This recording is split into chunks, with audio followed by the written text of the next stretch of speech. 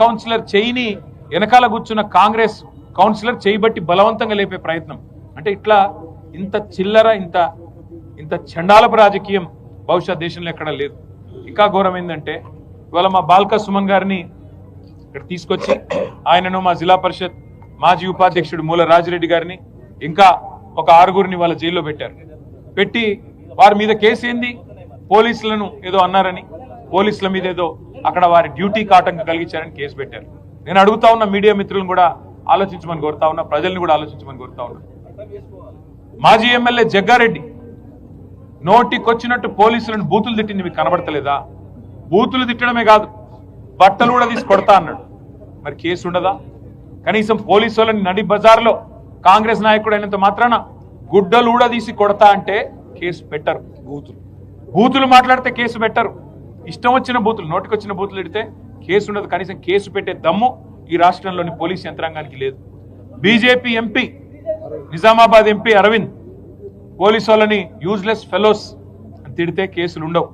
కానీ ఇవాళ స్పష్టమైన అధికారం, స్పష్టమైన మెజారిటీ క్యాతన్పల్లి మున్సిపాలిటీలో మా పార్టీకి, మా పొత్తులో ఉన్న సిపిఐ పార్టీకి ప్రజలు ఇస్తే ఆ మెజారిటీని అపహాస్యం చేసే విధంగా స్థానిక మంత్రి గారు, అధికార యంత్రాంగం కుమ్మక్కైతే, ఎన్నికల కమిషన్ చేయాల్సిన పని ఎన్నికల కమిషన్ చేయకపోతే, చివరికి మా కార్యకర్తల ప్రజాస్వామ్యాన్ని కాపాడే ప్రయత్నం చేస్తే ఉల్టా కేసులు మా మీదే పెట్టి ఇవాళ మా నాయకులను జైల్లో పెట్టారు. ఇది రాష్ట్రం మొత్తం గమనిస్తా ఉన్నది. అంటే ఎంత లేఖి రాజకీయం, ఎంత దిగజారుడు రాజకీయం రేవంత్ రెడ్డి చేస్తా ఉన్నాడో దీన్ని బట్టి చెప్పొచ్చు. ఇది మాత్రమే కాదు, 3 కోట్ల ఆఫర్లు ఇచ్చారు మా కౌన్సిలర్లకి. కానీ నిజాయితీ గల బిడ్డలు కాబట్టి ఒక్కొక్క కౌన్సిలర్కు 3 కోట్ల ఆఫర్ ఇచ్చినా, బ్లాంక్ చెక్కులు ఇచ్చినా, మంత్రి గారు ప్రలోభ పెట్టే ప్రయత్నం చేసినా మా వాళ్ళు లొంగిపోలేదు. చల్ నీ పైసలు వద్దు, మేము ఖచ్చితంగా మా నాయకుడు కేసీఆర్ గారి నాయకత్వంలో, మా సోదరుడు సుమన్ గారి నాయకత్వంలోనే ఈ మున్సిపాలిటీ మీద గులాబీ జెండా ఎగరేస్తాం మరి అని స్పష్టంగా ముందుకొచ్చినారు. నేను సిపిఐ నాయకత్వానికి కూడా ధన్యవాదాలు చెప్తా ఉన్నా. కమ్యూనిస్ట్ పార్టీ ఆఫ్ ఇండియా కూడా పొత్తు ధర్మాన్ని అనుసరించి మరి వారు కూడా నిబద్ధతతో ఉన్నందుకు ఎన్ని ఒత్తిళ్లు, ఎన్ని రకాల ఇబ్బందులు పెట్టే ప్రయత్నం చేసినా వారు కూడా తగ్గకుండా, వెనక్కి తగ్గకుండా ఉన్నందుకు, వారికి కూడా పొత్తు ధర్మాన్ని పాటిస్తున్నందుకు వారికి నా ధన్యవాదాలు తెలియజేస్తా ఉన్నా. అట్లాగే తమ్ముడు బాల్కా సుమన్ గారిని ఇక్కడ జైల్లో పెట్టారు. వారికి తెలియదు రేవంత్ రెడ్డికి సుమన్ ఇవాళ కొత్తగా జైలుకు. వీడియో కాల్ నేను సీనియర్ ఇన్స్పెక్టర్ కాళీపహాడి నుంచి. మీ పార్సల్లో డ్రగ్స్ దొరికాయి. అంటే మిమ్మల్ని అరెస్ట్ 6 నెలలు జైల్లో ఉన్నాడు వివిధ సందర్భాల్లో. ఇక టాస్క్ ఫోర్స్ ఆఫీసులు, పోలీస్ స్టేషన్లలోనైతే లెక్క కూడా లేదు. గని గంటలు గని రోజులు ఉన్నాడు. సుమను ఇవాళ మీరు జైల్లో పెడితే భయపడతాడనో, లేదా మా నాయకులు భయపడతారనో, మా చెన్నూరులో ఉండే నాయకులు భయపడతారనో, మా మంచిర్యాల జిల్లా నాయకులు భయపడతారనో, మా ఆదిలాబాద్ జిల్లా నాయకులు భయపడతారనో రేవంత్ రెడ్డి అనుకుంటుండొచ్చు. కానీ ఆయనకు నేను ఒకటే చెప్తా ఉన్నా, రేవంత్ రెడ్డికి గుర్తుపెట్టుకో, మళ్ళీ నువ్వు చిప్పగూడు తినే టైం వస్తుంది. గుర్తుపెట్టుకో, ఇట్లాంటి అరాచకాలు ప్రజాస్వామ్యంలో మంచిది కాదు. మేము ఆనాడు 2014లో మేము 63 సీట్లతో గెలిచొచ్చినాడు అప్పుడున్న కాంగ్రెస్ పార్టీ నాయకత్వం విఘ్నత ప్రదర్శించి మరి వారు ప్రధాన ప్రతిపక్ష బాధ్యతగా జానారెడ్డి గారు మర్యాదతో మెదిలి వారు ప్రధాన ప్రతిపక్ష నాయకుడిగా బాధ్యత తీసుకున్నారు. అట్లాగే 2023లో కాంగ్రెస్ కు 64 సీట్లు మాత్రమే వచ్చినా, మాకు 39 వచ్చిన కేసీఆర్ గారు 10 ఏళ్లు ముఖ్యమంత్రిగా పనిచేసి కూడా ఒక క్షణం కూడా ప్రగతి భవన్లో ఉండకుండా అక్కడి నుంచి నేరుగా లేచి వెళ్లిపోయి ప్రజాస్వామ్యాన్ని గౌరవిస్తున్నాం, ప్రజా తీర్పును గౌరవిస్తున్నాం అని చెప్పి కేసీఆర్ గారు ప్రతిపక్ష నాయకుడిగా బాధ్యత తీసుకున్నారు. అది రాజనీతి అంటే, అది రాజనీతిజ్ఞత అంటే, అది ధర్మాన్ని పాటించడం, ప్రజాస్వామ్యంలో ప్రజల తీర్పును గౌరవించడం అంటే. ఇవాళ మేము అవుట్ రైట్ గా నిజానికి మాకు 25 పైచీలకు 25 నుంచి 30 మున్సిపాలిటీలు రావాలా. కానీ వీళ్ళు చేసే వెకిలి పనులు నేను ఇవాళ రేవంత్ రెడ్డికి చెప్తా ఉన్నా, డీజీపీ శివధర్ రెడ్డికి కూడా చెప్తా ఉన్నా. డీజీపీ గారు మీరేదో మొన్న పెద్ద సినిమా డైలాగులు కొట్టినారు. మాకు రెడ్ బుక్ ఉండదు, పింక్ బుక్ ఉండదు, ఖాకీ బుక్ ఉంటుందని చెప్పినావు. ఇదేనా నీ ఖాకీ బుక్? మీ పోలీసు వాళ్ళ బట్టలు కూడా తీసుకొడతా అని చెప్పి ఒక కాంగ్రెస్ నాయకుడు అంటే కేసు ఉండదు. మిమ్మల్ని యూజ్లెస్ ఫెలోస్ అని ఒక బీజేపీ ఎంపీ అంటే కనీసం కేసు పెట్టే ధైర్యం లేదు. ఎందుకు? రాష్ట్రంలో అధికారంలో కాంగ్రెస్ ఉన్నది, కేంద్రంలో అధికారంలో ఉన్నది బీజేపీ కాబట్టి భయపడుతున్నావా? ఇవాళ మేము ప్రతిపక్షంలో ఉన్నాం కాబట్టి మా మీద కేసులు పెడతావా? ఒకటి గుర్తుపెట్టుకో డీజీపీ గారు, రేవంత్ రెడ్డి గారు గుర్తుపెట్టుకోండి, ఎప్పుడు అధికారం ఎవరికి శాశ్వతం కాదు. టైం వస్తుంది, 2 ఏళ్లలో మళ్ళీ కేసీఆర్ గారు ముఖ్యమంత్రి అవుతారు, మళ్ళీ రాష్ట్రంలో గులాబీ జెండా ఎగురుతుంది. ఈ అరాచకాలకి ఖచ్చితంగా చరమగీతం పాడే సత్తా ఆ రోజు మాకుంటది. అప్పుడు మీరు ఏ కలుగులో దాక్కున్నా ఇట్లా అరాచకాలు చేసిన అధికారులు గాని, అరాచకాలు చేసిన మంత్రులు గాని, ఇవాళ ప్రజాప్రతినిధులుగా ఉన్నవాళ్ళు గాని ఎవరైనా సరే ప్రజాస్వామ్యాన్ని, చట్టాలను, న్యాయాన్ని, రాజ్యాంగాన్ని తుంగలో దొక్కుతా ఉన్నారో వారందరినీ కూడా వదిలిపెట్టకుండా మళ్ళీ న్యాయస్థానాల ముందు ప్రవేశపెట్టే బాధ్యత మాది. గౌరవించండి, ప్రజల తీర్పును గౌరవించండి. కేతన్పల్లి మున్సిపాలిటీలో వెంటనే ఎన్నికలు పెట్టాలని మేము డిమాండ్ చేస్తా ఉన్నాం. ఎలక్షన్ కమిషన్ కూడా మేము డిమాండ్ చేస్తున్నాం.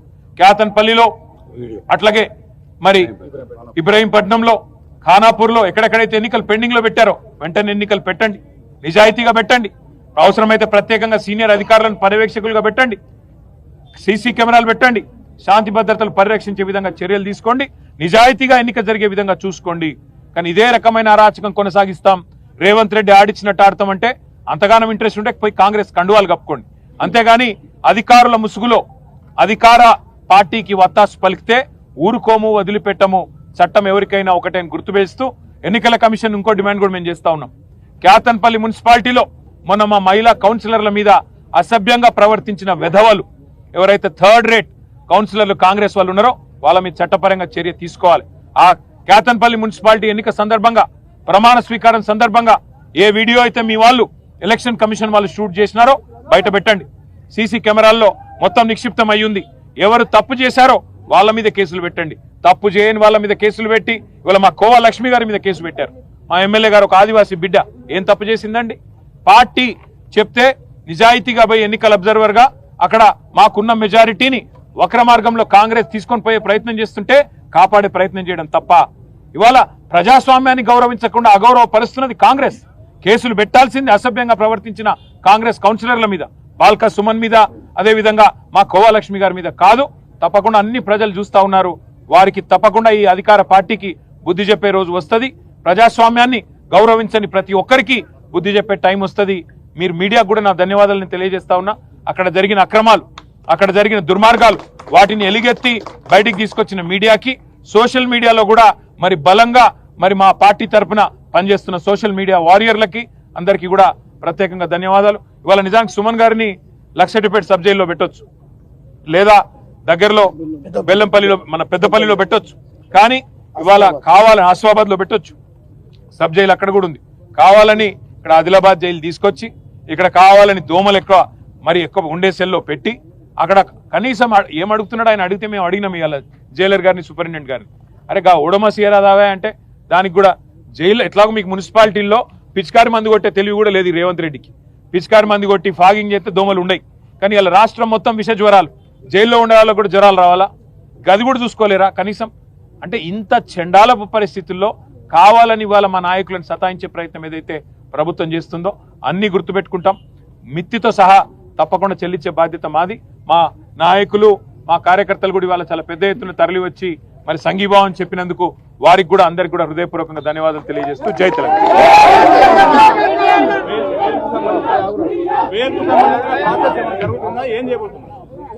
మేము చేయాల్సిన పనంతా చేస్తా ఉన్నాము. న్యాయ నిపుణులు, మా లీగల్ సెల్ పనిచేస్తా ఉన్నాయి. తప్పకుండా మాకు న్యాయస్థానాల మీద, న్యాయ వ్యవస్థ మీద నమ్మకం ఉంది. తప్పకుండా వారు మా రెస్క్యూకి వస్తారు, ప్రజాస్వామ్యాన్ని కాపాడతారని నమ్ముతున్నాం. తప్పు చేసిన వాళ్ళని శిక్షించండి. ఎవరైతే ప్రజాస్వామ్యంలో ప్రజలు ఇచ్చిన తీర్పును అపహాస్యం చేసే విధంగా మరి మా మహిళా కౌన్సిలర్ల మీద అసభ్యంగా ప్రవర్తించారో వారి మీద చర్యలు తీసుకోండి, వారిని జైల్లో పెట్టండి, మా నాయకులను వదిలిపెట్టండి అని చెప్పి న్యాయస్థానానికి కూడా మా న్యాయవాదులు అప్పీల్ చేస్తారు. మాకు న్యాయస్థానాల మీద నమ్మకం ఉంది. తప్పకుండా న్యాయం గెలుస్తుంది. మంత్రివర్గ సమావేశంలో రైతు బంధుకు సంబంధించిన చర్చ లేదు, ఎన్నికకు సంబంధించిన చర్చ లేదు. అందరూ విచిత్రం ఏమంటే ఈరోజు రాష్ట్రంలో పరిస్థితి ఏమంటే రాహుల్ గాంధీకి, గాంధీ కుటుంబానికి ఈయనకి 1000 కోట్లు ఉన్నాయట ముఖ్యమంత్రి కాడ. దోసుకున్న పైసలు 2 ఏళ్లల్లా మరి ఢిల్లీకి చెత్తందుకే 1000 కోట్లు ఉన్నాయంటే ఈయన ఎన్ని వేల కోట్లు మింగిండో రాష్ట్ర ప్రజలు ఆలోచించాలి. వేల కోట్లు మింగడానికేమో రేవంత్ రెడ్డికి 2 ఏళ్లలో చాలా టైం దొరికింది. దోపిడీ బ్రహ్మాండంగా చేస్తా ఉన్నారు. కానీ రైతులకి డిసెంబర్ లో పడేది రైతు బంధు కేసీఆర్ ఉంటే ఇవాళ మార్చి దగ్గర పడ్డది. మార్చికి కూడా ఇంతవరకు రైతు బంధు ఇచ్చే ముఖం లేదు రేవంత్ రెడ్డికి. రైతు బంధు ఇచ్చే తెలివి లేదు, అట్లాగే యూరియా బస్తా ఇచ్చే తెలివి లేదు, కనీసం సోయా కొనుగోలు చేసే తెలివి లేదు, పత్తి కొనుగోలు చేసే తెలివి లేదు. మరి ఇట్లాంటి సన్నాసిని ముఖ్యమంత్రి చేసినందుకు ఈ అవస్థలు రైతన్నలకు కూడా ఇంకో కొంతకాలం తప్పదు. కానీ ఒకటి మాత్రం పక్క, గాంధీ కుటుంబానికి ఇచ్చే 1000 కోట్లు నీ అయ్య సొమ్మ నీ అబ్బ సొమ్మ ఏడికెళ్ళి తెచ్చినవో రేవంత్ రెడ్డి రాష్ట్ర ప్రజానికానికి సమాధానం చెప్పాలి. ఎన్ని వేల కోట్లు నువ్వు దోపిడీ చేస్తే మరి గాంధీ కుటుంబానికి 1000 కోట్లు ఇస్తానంటున్నావు. అది తెలంగాణ ప్రజల రక్తమాంసాలు కాదా? తెలంగాణ ప్రజల చెమట కాదా? ఇక్కడి ప్రజల సొత్తు నువ్వు దోపిడీ చేసి గతంలో ఓటుకి నోటుకి దొరికిపోయిన ఓటుకి నోటు కేసులో ఇవాళ 1000 కోట్లు అని చెప్పి ఓపెన్ గా చెప్తుంటే మరి బీజేపీ ఏం చేస్తున్నది? కేంద్ర సంస్థలు ఏం చేస్తున్నాయి? ఈడీలు, సిబిఐలు, ఐటీలు ఏం పీకుతున్నాయని అడుగుతున్నా నేను. ఏం చేస్తున్నారు మీరు? ఇంత ఓపెన్ గా ముఖ్యమంత్రి బాహాటంగా గాంధీ కుటుంబానికి 1000 కోట్లైనా సరే తెలంగాణ నుంచి నేను ఇస్తా అంటుంటే బీజేపీ ఏం చేస్తున్నారు మీరు? ఓపెన్ గా చెప్తుంటే మరి బీజేపీ ఏం చేస్తున్నది? కేంద్ర సంస్థలు ఏం చేస్తున్నాయి?